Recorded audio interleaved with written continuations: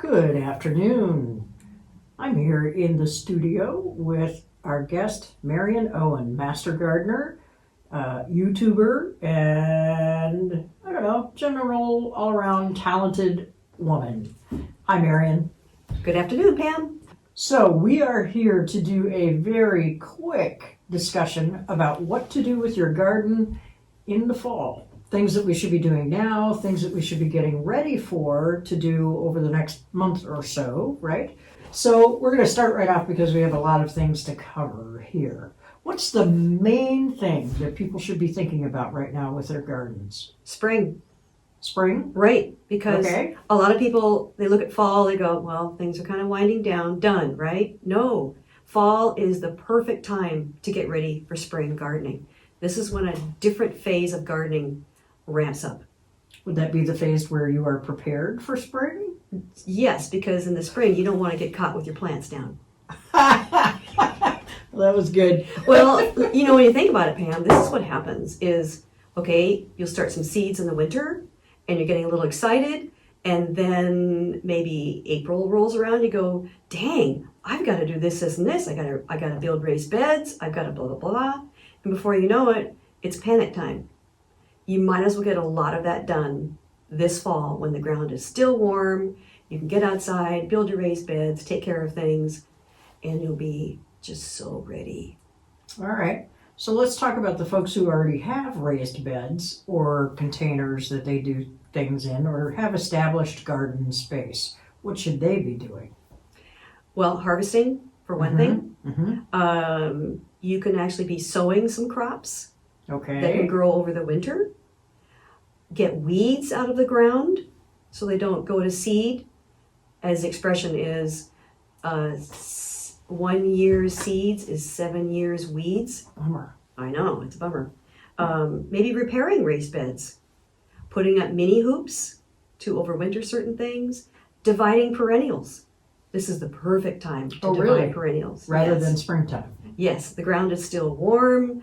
They still have time to kind of get adjusted to their new digs. Good to know. Harvesting potatoes, particularly. People love potatoes around here. Mm-hmm. Mhm. And that's actually a time-honored, long tradition doing potatoes around here.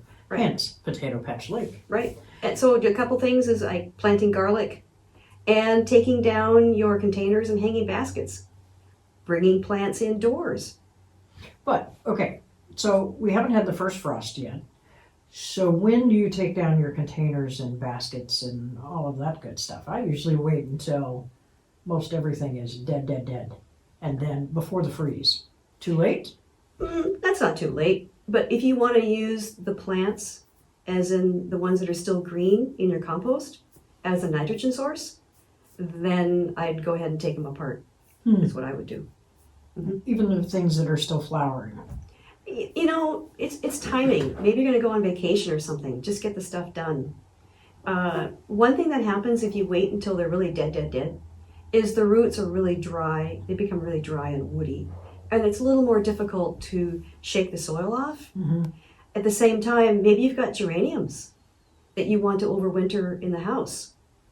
And so then you do want them to get a little dry. You want the soil to get a little dry Before you bring them in. before you bring them in, right?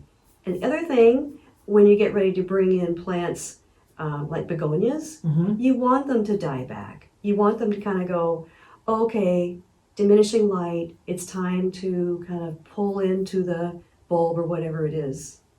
And you want to observe them, not as in, well, it's like watching coconuts fall. You want to make sure, it's important to make sure that they're not harboring pests like aphids and so on. So just kind of watch them. Before you bring them indoors, you're going to put them in a little bit of quarantine. So once they do come indoors, that was my next question. You put them in a little dark space. This is geraniums, begonias, etc. I would put them not so much in a dark space right away, but in a space that's not around your houseplants. Right, just in case of aphids or whatever. Spider mites, Okay, right? all right. So I want to back up a little bit. You mentioned one of the things that somebody with a greenhouse or a hoop house, etc., could be preparing for, or even just raised beds, is sowing seeds. So what kinds of seeds might you sow that would overwinter well here? One of the best vegetables for sowing and growing over the winter, so you have a crop next March or so, Right. is spinach. Huh. Spinach is a fabulous, very hardy winter green. You'd have to have a covered hoop of some sort, right? You need to have in your raised beds Mhm. some sort of mini hoop system, and that is very simple to accomplish.